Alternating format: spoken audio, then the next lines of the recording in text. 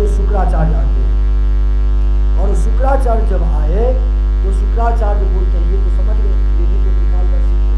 शुक्राचार्य बोले, अरे मूर्ख राजा बलि, ये कोई 52, 53, 54 नहीं है, ये साक्षात अदिति के पुत्र भगवान वामन है। देवता का कार्य साधने के लिए यहाँ तुम्हारे पास आए हैं, कोई गलती मत कर देना, नहीं तो तुम्हारा सारा राजपाट ये ले लेगा, तुम इसको जानते नहीं हो। तब ये बोले कि गुरुवर, आपने बहुत बड़ी कृपा कर, बहुत बड़ी कृपा की कि ये भगवान है, अब तो हमको ये जो मांगेगा वो हम देंगे। अब देखिए यहाँ कहते हैं, शास्त्र में भी लिखा हुआ है कि गुरु के वचन का अवहेलना नहीं होना चाहिए। गुरु जो बोले अच्छा या बुरा उसको अपने सिर पर रखा। लेकिन कुछ परिस्थितियां ऐसी है जहां पर गुरु का भी बात नहीं माने आप। क्या है, बोलते हैं कि 4 जगह झूठ बोलने में कोई आपत्ति नहीं, इसमें तुम झूठ बोल दो नहीं। जब ये पता चल गया कि सच्चा गुरु कौन होता है, जो साक्षात नारायण से दर्शन कराए। गुरु गोविंद दो खरे काके लागू पाए, और बलिहारी गुरु आपकी जो गोविंद की बताए। एक गुरु और एक जगह भगवान दोनों साथ साथ खड़े, क्योंकि पहचान में शिष्य को नहीं आ रहा था कि गुरु ये कौन है। तो गुरु को जो प्रणाम करने के लिए वो शिष्य गया तो बोले, अरे ये पहले नारायण को प्रणाम। तो बलिहारी उस गुरु की जो नारायण दियो बता, तो नारायण बता दिया ये गुरु। और तब गुरु बोल रहे हैं कि इसको मत पूछ दो। तो जब आपने ही बता दिया ये नारायण है, तो नारायण तो जो कुछ मांगेंगे, ठीक है, जानो आप। तो 4 जगह कौन कौन सा है, जहां पर गो हत्या हो गई वहां झूठ बोल जाइए।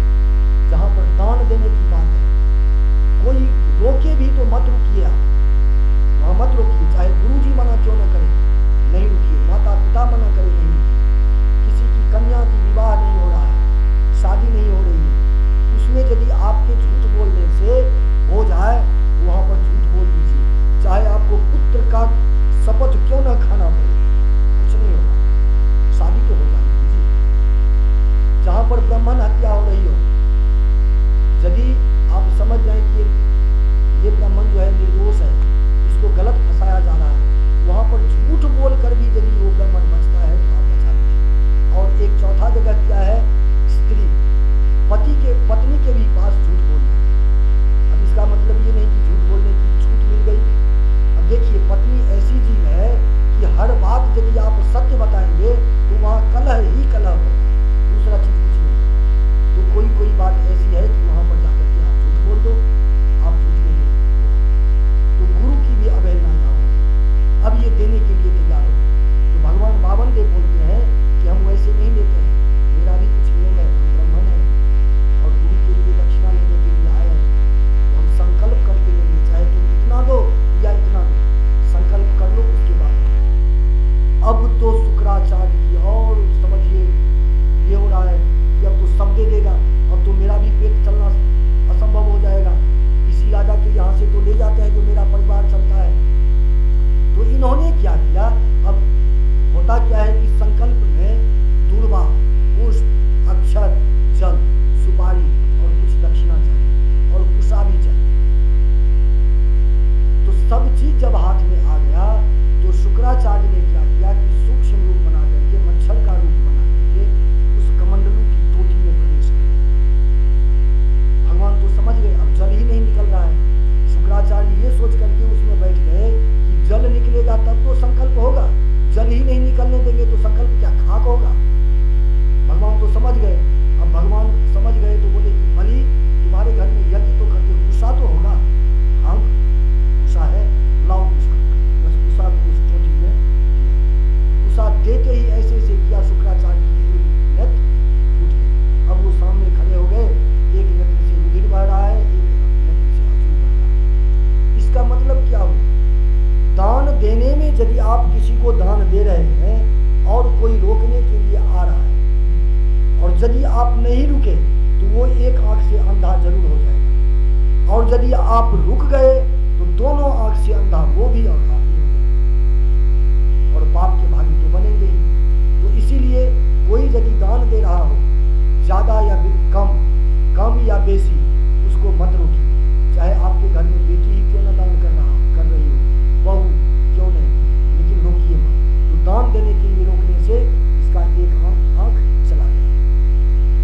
तो भगवान जब ये संकल्प हुआ विराट रूप, कहाँ 52 भगवान बन के आए थे, अब ये विराट रूप, एक पैर पाताल दिए। ये तो तीनों लोक के राजा थे, पाताल, पृथ्वी, स्वर्गलोक सबके राजा थे। अब तो तीनों चीज नपा रहा है, एक पाताल में पैर गया, एक स्वर्ग लोक में गया, अब तो सब कुछ नपा गया, 2 ही पैर। अब बलि से बोल रहे हैं भगवान की तीसरा पैर कहाँ रखूं, तुमने संकल्प कर रखा है। अब ये तो दोनों प्राणी समझ गए कि ये तो भगवान ही है, पहले ही समझ गए थे। अब यही जो गया स्वर्गलोक में, ब्रह्मलोक होते हुए, तो ब्रह्मलोक में जब ये पैर गया भगवान नारायण का, तुरंत कमंडलों में धो करके भगवान ब्रह्मा रख लिए, वही गंगा जी। इसी गंगा को इसीलिए विष्णुपदी गंगा कहते हैं। भगवान नारायण के चरण से उत्पत्ति हुई है गंगा की, वही कमंडलों में रखा गया था। बलि तीसरा पैर कहाँ रखा? बोले प्रभु दान बढ़ाया दानी। बोले नहीं, दान नहीं बड़ा होता है, यदि दानी नहीं तो दान कहाँ से करेगा, इसलिए दानी बड़ा होता है। तो बोले कि सब कुछ मेरा नपा गया, लेकिन मैं अभी बाकी हूँ, मेरा शरीर बाकी है। ठीक है, कोई बात नहीं, हम भी संकल्प से बंधे हैं, तुम भी संकल्प से बंधे हो।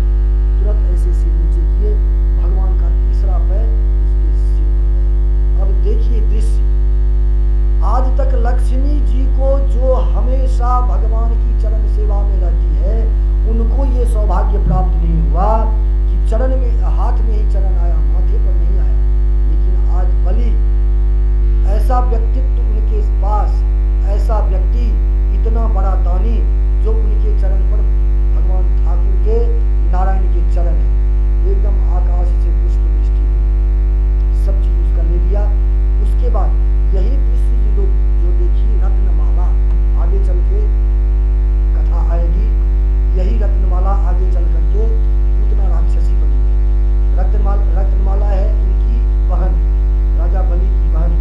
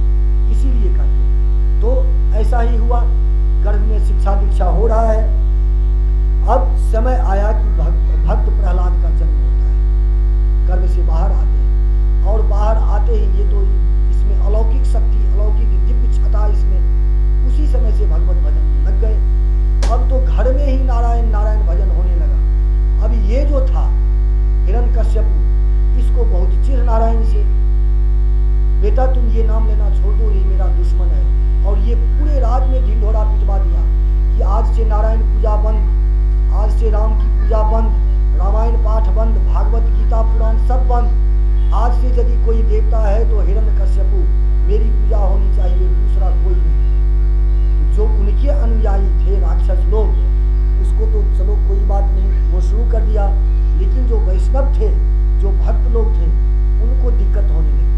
छुप छुप के भगवान का भजन करते, कीर्तन करते, पूजन करते, और यदि संयोग से ये देख जाता उसको मृत्यु के घाट उतार देते थे। बहुत अत्याचार बढ़ गया। अब एक दिन ऐसा हुआ कि इसके सामने ही भगवान नाम का कीर्तन इसके घर में हो रहा है, इसके हिरण्यकश्यप के घर में। तो वो प्यार से बुलाया बेटा को और बोला कि बेटा ये किसका नाम है, किसका नाम ले रहे हो, ये कौन है? बोले प्रभु ये तो जगन नियंता है, ये तो सर्वांतरजामी है, इन्हीं की माया प्रपंच से ये सृष्टि की रचना होती है, उत्पत्ति स्थिति और संहार होता है, ये सभी के पिता है, सभी के स्वामी है, ये त्रिलोकी के स्वामी है, मेरे भी आपके भी, ये तो जर्रे जर्रे रोम रोम पत्ते पत्ते में है। बोले कि नहीं ये मेरा दुश्मन है। बोले कि नहीं पिताजी ये किसी के दुश्मन हो ही नहीं सकते, भला प्रभु किसी के दुश्मन होंगे ऐसा आप बोल रहे हैं, लेकिन मेरा ज्ञान जो है, मेरी बुद्धि जो है यही कहती है कि प्रभु सबके मित्र होते हैं, दुश्मन नहीं होते। इतना जो सुना ये बच्चा को गोदी से उठा करके पटक दिया और तुरंत जो है संडा मर्ग जी को आदेश दिया, बुलाया।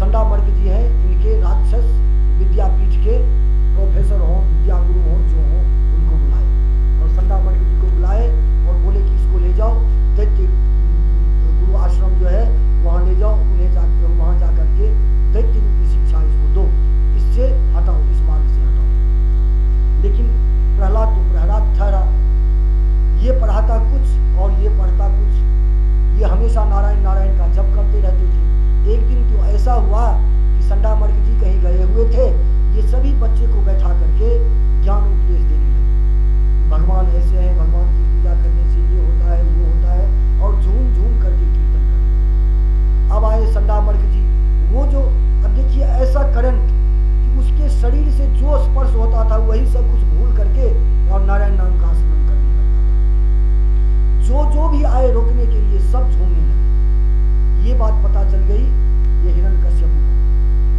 हिरण्यकश्यप आया और सबको डांट फटकार करके बंद किया, सब तो बंद कर दिया, लेकिन प्रहलाद जी का भजन नहीं बंद हुआ। इसको लाया गया, जबरदस्ती हाथी से कुचलवाया गया, नहीं मृत्यु हुई, पहाड़ से गिराया गया, मृत्यु नहीं हुई, जहर पान करवाया गया, नहीं मृत्यु हुई, काल कोठरी में डाल दिया गया, भोजन नहीं दिया गया, लेकिन इनको भोजन लेकर के साक्षात भगवान आते थे। एक समय तो ऐसा आया कि ये हिरण्यकश्यप विष का प्याला दिए खुद ये कयाधु को कि तुम माँ हो, तुम जाकर के पिलाओ, हमको भी तो पता चले कि तुम पति व्रत धर्म को पालन करती हो या पुत्र धर्म को पालन करती हो। ये गई पतिव्रता जो होती है उसके लिए उसका सर्वस्व पति ही होता है, चाहे राक्षस ही क्यों न हो, पुत्र पुत्री उसके लिए कोई मायने नहीं रखता है। वो गई और कयाधु अपने हाथ से, लेकिन बोल करके कि तुम्हारे पिता, मैं तो धर्म संकट में पड़ा हूँ, तुम्हारे पिता ने तुम्हारे लिए जहर दिया है, अपने हाथ से पिलाने के लिए। प्रहलाद रोने लगा कि मैया तुम अपना कर्म करो,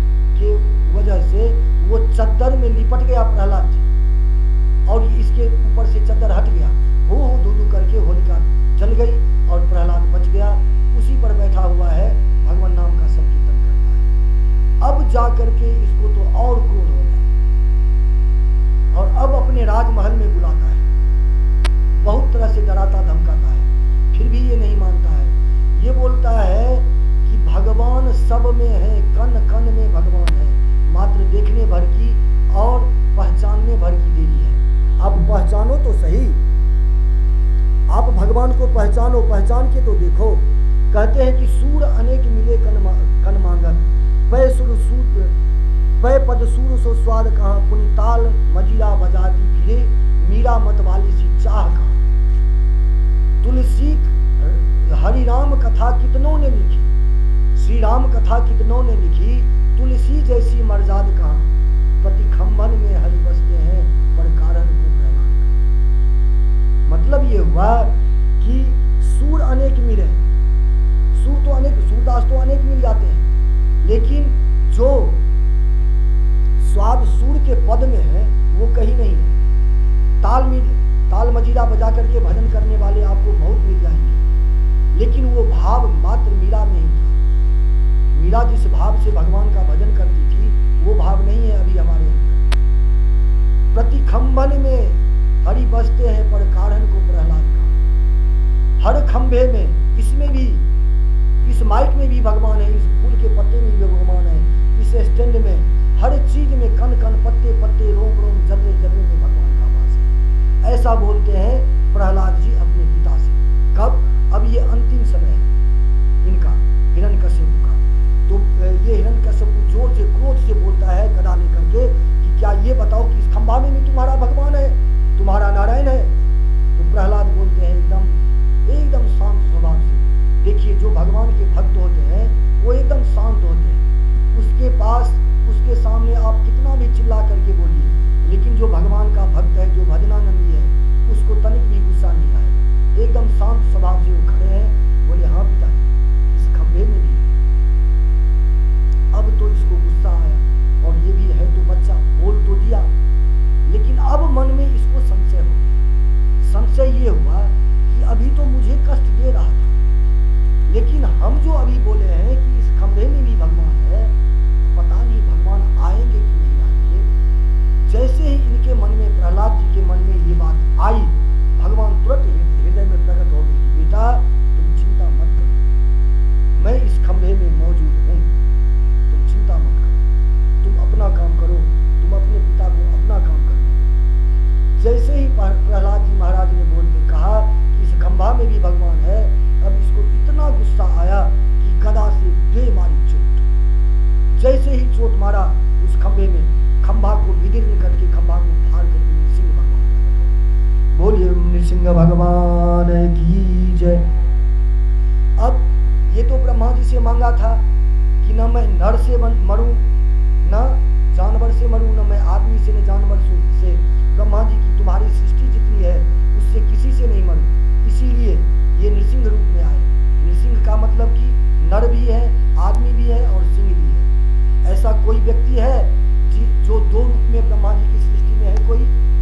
यदि बंदर है तो बंदर ही पूरा है, बैल है तो पूरा का पूरा बैल ही है, और यदि आदमी है, भले ही वो टेढ़ा हो, काना हो, लूल्हा हो, लेकिन है पूरा आदमी। दो रूप में कभी ब्रह्मा जी की सृष्टि में कोई है ही नहीं।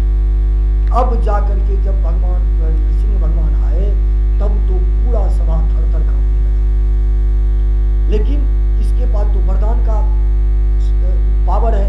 बोली कोई बात नहीं, आने दो, अभी न दिन है, अभी तो दिन है, हमको न ऊपर मरेंगे, न नीचे मरना है, न घर में मरना है, न बाहर में मरना है। 12 महीने में कभी मरना ही नहीं है, तो हम मरेंगे कैसे? भगवान पकड़ करके उसको ले गए चौखट पर। चौखट क्या होता है? चौखट जो दरवाजा जो होता है वो ना अंदर होता है ना बाहर होता है, और वहां जाकर के अपने जंघा पर यहाँ बैठा है। बोले नृसिंह, बोलो अभी तुम कहाँ हो, घर में कि बाहर में? बोले नहीं, ये घर है ना बाहर है, ये चौखट है। अब बोलो कि तुम नीचे हो कि ऊपर हो? बोले कि प्रभु मैं ना नीचे हूँ ना ऊपर हूँ, आपके जंघा पर हूँ। बोले अब बोलो कि अभी संध्या है या सुबह है या दिन है? बोले कि अभी कुछ नहीं, अभी गोधूली वेला है। अब बोलो कि ये 12 महीने में क्या है? ये तो हमको नहीं पता। बोले कि आज मैं 13वां महीना शुरू करता हूँ। अब ये वर भी तुम्हें मिला हुआ है कि तुम न अस्त्र से मरेगा न शस्त्र से मरेगा। अस्त्र क्या होता है, शस्त्र क्या होता है? जिसको छोड़ा जाए वो शस्त्र हो गया, अस्त्र वो हो गया जिसको पकड़ के मारते हैं, भाला, फरसा, अस्त्र शस्त्र ये हो।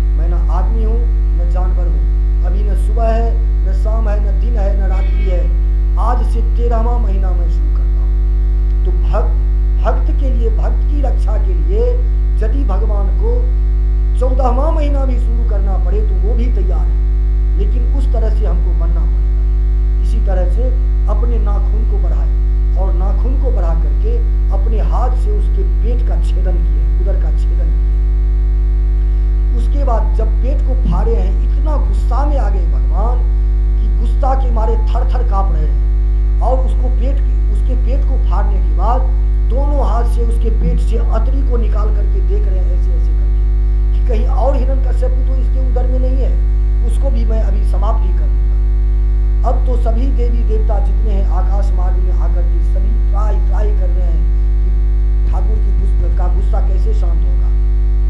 किसी के समझाए समझेंगे नहीं। यदि हमको किसी को भगवान को आप एक गाली दे दें, भगवान बर्दाश्त कर लेगा, कुछ नहीं बोलेगा। लेकिन भगवान का जो भक्त है उसको यदि आप कुछ बोलते हैं तो फिर भगवान बर्दाश्त करने वाले हैं। वो सृष्टि को हिला देंगे अपने भक्त के लिए। भगवान का अवतार होता क्यों है? राक्षसों के लिए नहीं, हिरण्यकश्यप के लिए नहीं आए थे भगवान को पुकारा था प्रहलाद ने, तब आया, हिरण्यकश्यप नहीं बुलाया था। तो भगवान आए प्रहलाद की, नृसिंह भगवान आए प्रहलाद की, इनके लिए आए।